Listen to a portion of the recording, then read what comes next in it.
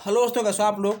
स्वागत है आपका आपके चैनल प्रदीप सिड्डा में। दोस्तों, आज हम लोग यहाँ पर एक बार फिर से देखने वाले हैं डियर एड फोर्थ सेमेस्टर का साइंस का सेकंड क्लास। दोस्तों देखिए, इसका आपका फर्स्ट क्लास हो चुका है। अगर आपने अभी तक नहीं देखा है तो आपको कमेंट बॉक्स में लिंक मिल जाएगा। हम कमेंट बॉक्स में इसका फर्स्ट क्लास पिन कर देंगे।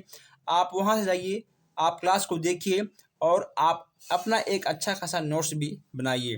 तो दोस्तों, अब आप लोग अपना एक पेन और एक कॉपी लेकर बैठिए और आप लोग अपना नोट्स लिखना स्टार्ट कर दीजिए। अगर आपने अभी तक चैनल को सब्सक्राइब नहीं किया है तो सब्सक्राइब कर लीजिए, ताकि कोई भी क्लास, कोई भी अपडेट आपसे मिस ना हो। और प्लीज़ आप लोग इस क्लास को अपने दोस्तों तक शेयर करिए, फेसबुक पर और व्हाट्सएप पर। तो आइए हम लोग यहाँ पर देखते हैं आज का पहला प्रश्न।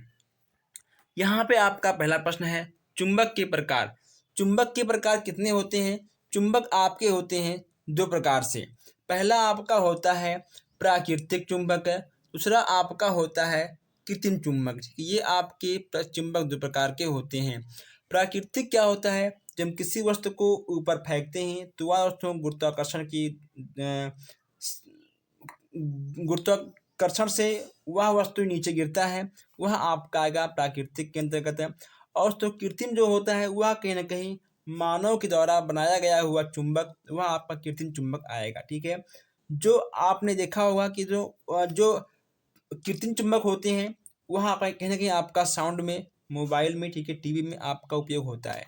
चलिए, जैसे यहाँ पे आपका कि चुंबक बांधने की विधियाँ, यहाँ पे आपको, यहाँ पे दोस्तों जो कि आपको दिख रही है तीन विधि, आप इसको भी नोट कर लीजिएगा। ये चीज़ आपको वहाँ पर लिखना होगा। जैसे यहाँ पे आपका है रक्त की संरचना। मनुष्य मनुष्य के शरीर में परिवहन का प्रमुख माध्यम रक्त होता है। रक्त एक कोमल तरल संयोजी ऊतक होता है। यह शरीर का लगभग 80% भाग होता है। ओके दोस्तों, रक्त का रंग लाल, श्वेत और नमकीन एवं अपेक्षित घनत्व वह 1.05 से 1.06 होता है तथा इसका पीएच मान 7.3 से लेकर 7.5 होता है। अब यहाँ पे आपका नेक्स्ट है कि एक व्यक्ति के शरीर में लगभग 4 से 5 लीटर रक्त होता ही है। ओके, तो मैं आपको बता दूँ कि रक्त में आपका 90%, ठीक है दोस्तों, आपका पानी होता है और जो कुछ भी होता है आपका वो आपका लिखा आएगा 10%। जस्ट यहाँ पे आपका है कि रुधिर में लगभग 40% भाग है रुधिर कणिकाओं से बना होता है। जस्ट यहाँ पे आपका है कि रुधिर के कितने प्रकार होते हैं, तो इनके आपके होते हैं 3 प्रकार से। कौन कौन से होते हैं, लाल, श्वेत, ठीक है दोस्तों, और आपके हो जाएंगे प्लेटलेट्स। ये आपके 3 प्रकार के देखने को मिल जाएंगे। ये प्रश्न आपके एग्जाम में जरूर आएंगे। रक्त के तत्व, प्लाज्मा, लाल रक्त कण, श्वेत रक्त कण, ये आपके 3, ठीक है, तत्व हैं। रक्त प्लाज्मा, लाल रक्त कण और श्वेत रक्त कण। आप इन चीज़ों को नोट कर लीजिएगा। चलिए, नेक्स्ट यहाँ पे आपका है कि एक मिनट, नेक्स्ट यहाँ पे आपका है रक्त प्लाज्मा। यह रक्त का हल्का पीला सा तरल भाग है। इसमें लाल श्वेत रक्त कण एवं प्लेटलेट्स तैरते हैं। यह रुधिर का 50 से 60% भाग होता है। प्लाज्मा में 91 से लेकर 92% जल होता है। 7% प्रोटीन, 0.9% अकार्बनिक घटक, 0.1% ग्लूकोज आदि पदार्थ होते हैं।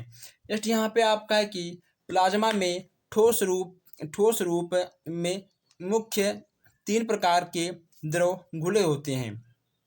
ओके दोस्तों, ये चीज़ें आपको वेरी वेरी मोस्ट इम्पॉर्टेंट है, आप इससे ज़रूर नोट कर लीजिएगा। ओके दोस्तों, आपको ये चीज़ें ज़रूर नोट करना है और अपने दोस्तों तक इस वीडियो को शेयर भी करना है। आइए चलिए दोस्तों आगे बढ़ते हैं। नेक्स्ट यहाँ पे आपका है लाल रक्त, ठीक है, लाल रक्त कण। लाल रक्त कणों की आकृति एवं सूक्ष्म और चिकनी होती है। ये रक्त अत्यंत चमकीले होते हैं। लाल रक्त कणिकाएं रक्त में 90% भाग होता है। ठीक है दोस्तों, चलिए नेक्स्ट यहाँ पे आपका है कि एक स्वस्थ पुरुष के एक घन मिमी रक्त तथा 55 लाख तथा एक स्वस्थ स्त्री में एक मिमी रक्त यानी 45 से 50 लाख कण पाए जाते हैं। एक स्वस्थ पुरुष में 55 लाख कण, ओके तो 55 लाख कण, बैटरी यहाँ पर लो गई है कोई बात नहीं, 55 लाख कण, और एक स्त्री में 45 से 50 लाख कण होते हैं, जिसे हीमोग्लोबिन कहते हैं। ठीक है दोस्तों, जिसे हम लोग हीमोग्लोबिन कहते हैं। श्वेत रक्त कण की बात यहाँ पर कर ले हम, तो ये आपके लाल कणों से बड़े होते हैं तथा यह रंग रहित होता है। इनमें एक अथवा एक से अधिक केंद्रक होते हैं। इनकी आकृति अमीबा की भांति टेढ़ी मेढ़ी होती है। इनमें कोई कण नहीं होते हैं, इसलिए इन्हें रंगहीन होते हैं। ठीक है दोस्तों, चलिए नेक्स्ट यहाँ पे आपका है कि श्वेत रुधिर कणिकाओं का निर्माण प्लीहा में होता है। ठीक है दोस्तों, प्लीहा में होता है। और आगे बढ़ते हैं। देखिए दोस्तों, यहाँ पे आपका नेक्स्ट है रक्त प्लेटलेट्स। ठीक है, रक्त में लाल तथा श्वेत कणों के अतिरिक्त अन्य प्रकार के भी पदार्थ तैरते हैं, जिन्हें रक्त प्लेटलेट्स भी कहते हैं। रक्त के कार्य एवं महत्व, दोस्तों इनके कौन कौन से कार्य हैं, ठीक है, कौन कौन से महत्व हैं, ये चीज़ें आपको आप लोग खुद ठीक है फील कर रहे होगे। आप अपने फीलिंग के अनुसार भी लिख सकते हो, या फिर जो आपकी बुक में है आप उसको भी लिख सकते हो, या फिर जो आपको यहाँ पर दिख रहा है आप इसको भी लिख सकते हो। वह चीज़ें आपके ऊपर डिपेंड करती हैं। जस्ट यहाँ पे आपका है धमनी। इसकी दीवार में 3 तह होती हैं, बाहरी तह, बीच की तह और भीतरी तह। ठीक है दोस्तों, जो अंदर की तह जो होती है तह बाहर की, यह अत्यंत मोटी और लचीली होती है। ठीक है, और बीच की तह यह मांस सूत्रों से अनिश्चित होती है, यह चमकीली होती है। ठीक है, नेक्स्ट यहाँ पे आपका तीसरा है भीतरी तह। यह भी लचीली होती है। इसके कारण रक्त प्रवाह में किसी प्रकार की बाधा उत्पन्न नहीं होती है। ये आपके तीनों हो जाएंगे। नेक्स्ट यहाँ पे आपका ठीक है सिराएं। सिरा में बैंगनी रंग का खून होता है जो अशुद्ध होता है। ठीक है, चलिए नेक्स्ट यहाँ पे आपका है कोशिका। अब यहाँ थोड़ा हम बात कर लें कोशिका के बारे में। धमनी जैसे जैसे आगे की ओर बढ़ती है, छोटी शाखाओं में विभक्त होती जाती है, यहाँ तक कि इनकी सूक्ष्म शाखाओं के रूप में बढ़ जाती हैं। एक कोशिका का व्यास प्रायः 1/1200 सेंटीमीटर होता है। रक्त वर्ग, यानी दोस्तों रक्त वर्ग की बात कर लें यहाँ पर हम, तो दोस्तों जो हमारे रक्त के प्रकार हैं वे हमारे 4 प्रकार के होते हैं। दोस्तों कितने प्रकार के हैं? 4 प्रकार के हमारे हो जाते हैं। और कौन कौन से प्रकार हैं जरा आप यहाँ पर भी देख लीजिएगा। ठीक है दोस्तों, यहाँ पे पहला आपका होगा ए वर्ग। ठीक है, ए बी और ओ, ये आपको 4 देखने को मिल जाएंगे। लेकिन दोस्तों ए वर्ग, ठीक है, जिनका ए वर्ग होगा वह अपना ब्लड ए को दे सकता है। ठीक है, और बी को भी दे सकता है। और जिनका बी होगा वह बी को दे सकता है। ठीक है, वह आपका ए को भी दे पाएगा।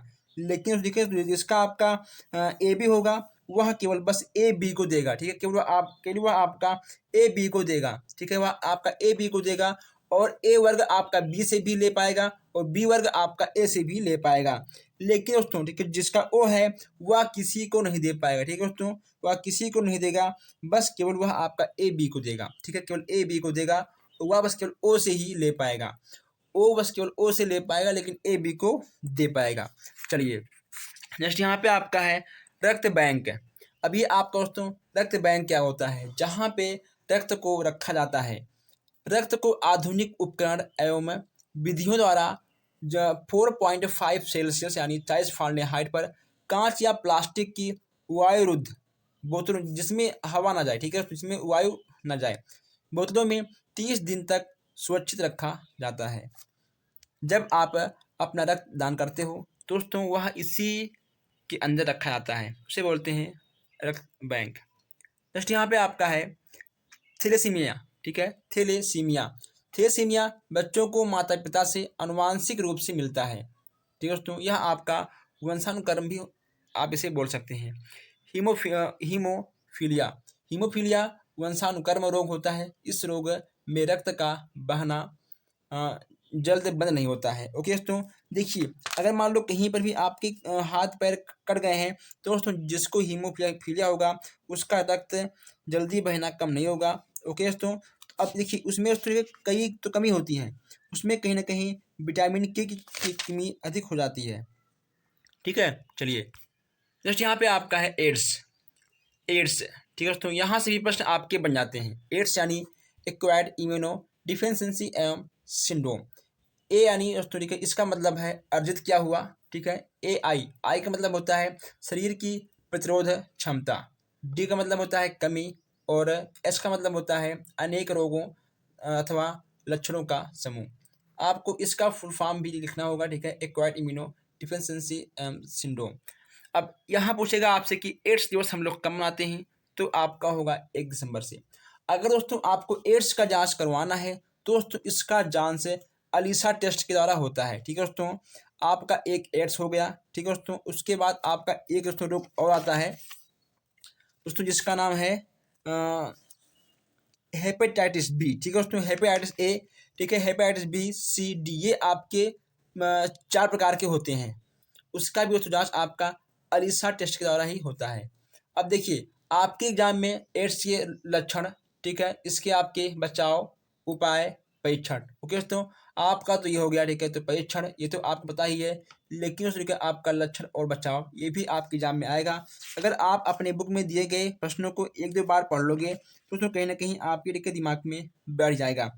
अगर दोस्तों की हम बात करें लक्षण की, तो गले में दर्द होना, ठीक है दोस्तों, लगातार बुखार होना, लगातार वजन की कमी होना, दांत जो दांत में दर्द, ठीक है, उसके बाद बॉडी में खुजली होना, पेट में दोस्तों ठीक है, पेट में भी दर्द होना, ये सब आपके एड्स के लक्षण हो जाते हैं। उसके बाद अगर बात करें इनके बचाव की, तो दोस्तों बचाव में आपके बहुत सारे आते हैं कि अगर मान लो मतलब यूज क्या हुआ सिरिंज अपने उसको दोबारा यूज ना करें।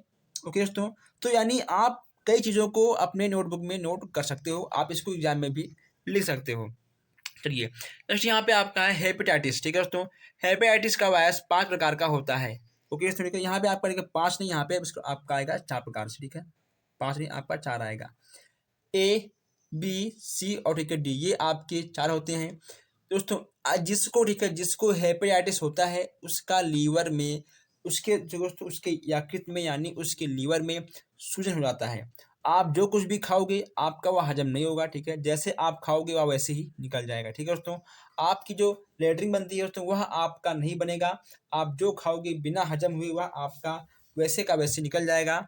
और दोस्तों हेपेटाइटिस के कारण इसके लक्षण, ठीक है दोस्तों, इसके आपकी सावधानियां और उपचार ये भी आपको पढ़कर जाना होगा। यहाँ से भी प्रश्न आपके बन जाते हैं। नेक्स्ट यहाँ पे आपका है प्राथमिक चिकित्सा में दो प्रकार की मरहम पट्टी। ठीक है दोस्तों, प्राथमिक चिकित्सा में 2 प्रकार की मरहम पट्टी होती है। कौन कौन सी होती है? एक होता है आपका सूखी मरहम पट्टी और एक होता है आपका गीली मरहम पट्टी। गीली में आपके 2 प्रकार के होते हैं, ठंडे सेक वाली और गर्म सेक वाली। ये भी आपके यहाँ पर हो जाएंगे। इसके बाद यहाँ पे आपको देखने को मिल जाएंगे पट्टियों के प्रकार। पट्टियों के 2 प्रकार होते हैं। कौन कौन से होते हैं? त्रिकोणी पट्टी होता है और एक होता है आपका गोल पट्टी। ये आपके यहाँ पर 2 पट्टी हो जाएंगे। उसके बाद गांठ भी 2 प्रकार की होती हैं। ओके दोस्तों, रीफ गांठ और जेनी गांठ, ये आपके 2 प्रकार की गांठ हो जाएंगी। नेक्स्ट यहाँ पे आपका है कि अस्थिभंग 2 प्रकार के होते हैं। कौन कौन सा होता है? प्रत्यक्ष और अप्रत्यक्ष। ओके दोस्तों, कुछ देखिए अस्थिभंग का मतलब होता है कि हड्डी का टूटना। अस्थि माने होता है हड्डी। ठीक है, जब हड्डियाँ टूटती हैं तो कुछ दिखती हैं कि हाँ यहाँ पे टूटा हुआ है, उसे बोलते हैं प्रत्यक्ष रूप है। और जो दोस्तों नहीं दिखाई देती हैं उसको लेके बोलते हैं अप्रत्यक्ष रूप है। तो ये आपकी हड्डियाँ टूटने के 2 रूप होते हैं। तो दोस्तों अगर आपने अभी तक चैनल को सब्सक्राइब नहीं किया तो सब्सक्राइब कर लीजिए। अगर आपका कोई भी शंका शिकवा शिकायत है किसी भी क्वेश्चन में, आप उसको कमेंट बॉक्स में भी नोट कर सकते हो। तो दोस्तों बस आज के लिए इतना ही। हम मिलते हैं फिर आपसे नेक्स्ट क्लास में। धन्यवाद।